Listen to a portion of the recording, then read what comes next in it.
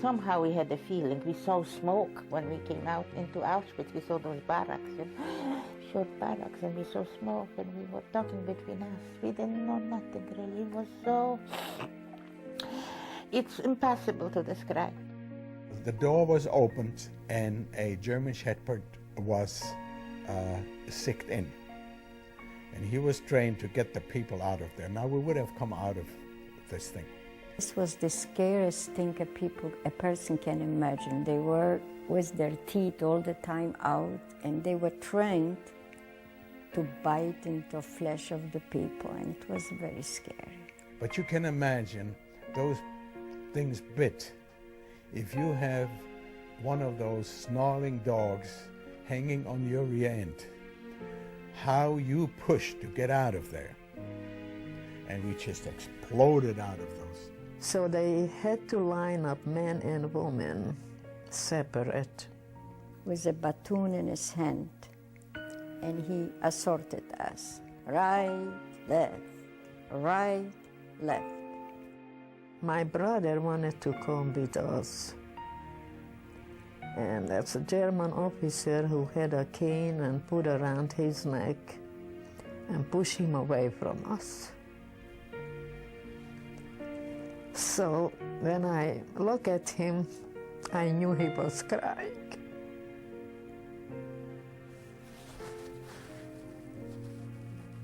So my mom, my sister and I get in front of him, and he saw that my mom was so emotionally broken. He takes her out of our arms and pushes her this way, and that's the end when we saw my mom.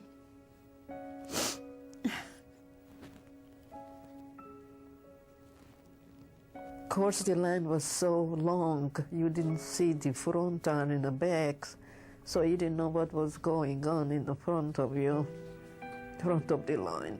And then we saw there was a mother. They took the baby out of her arm and gave it to an elderly person, a stranger.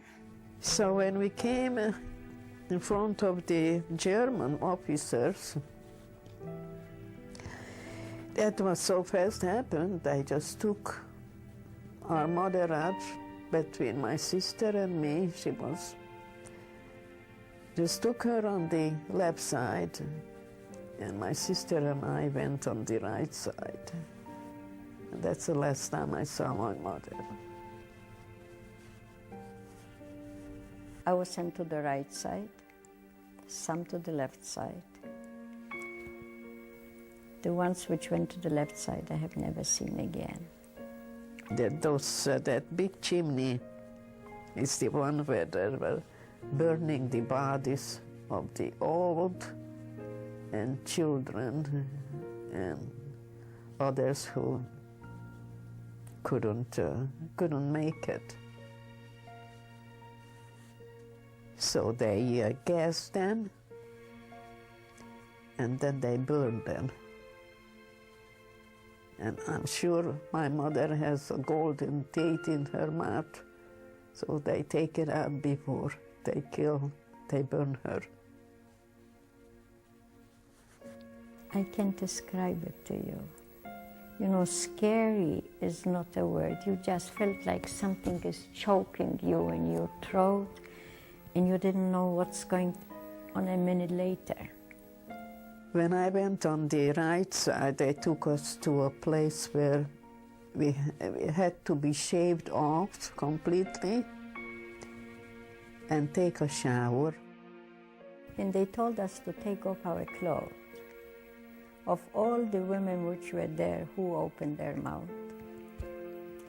And I said, how can I take off my clothes when men are here?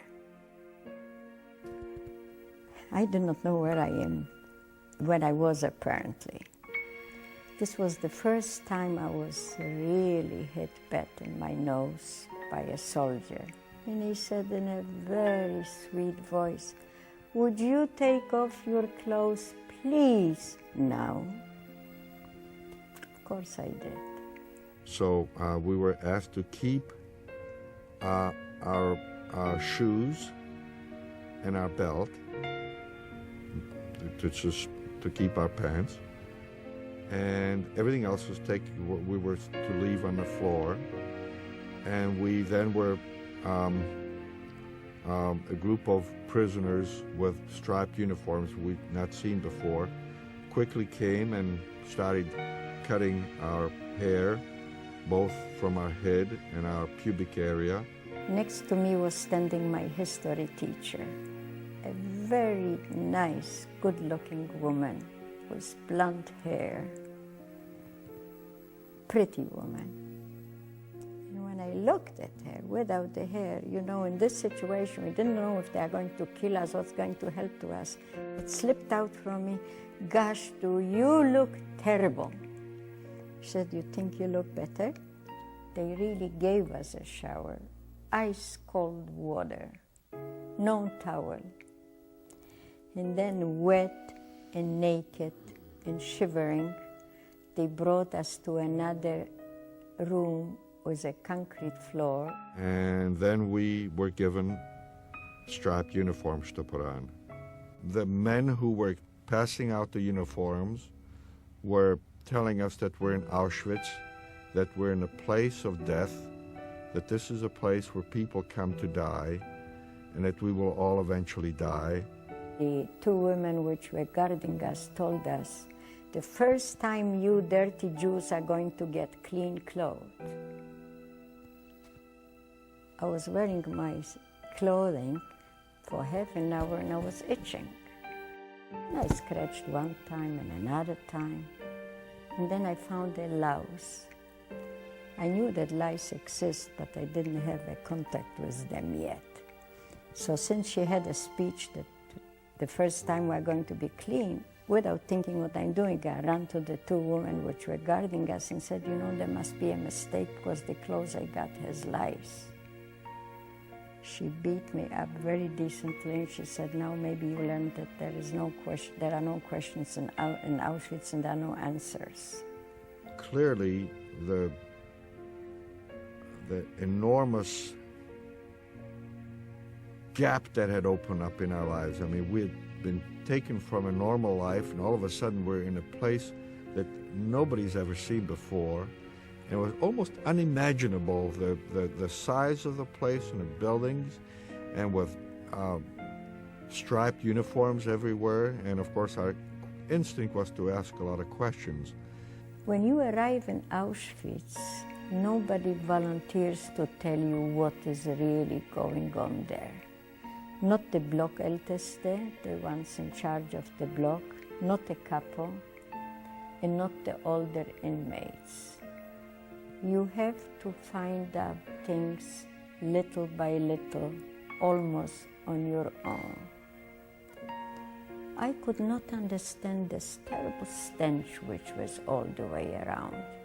You know, they tried to keep that barrack as much as possible clean. And I couldn't understand what is that stench which glues to you like something tangible.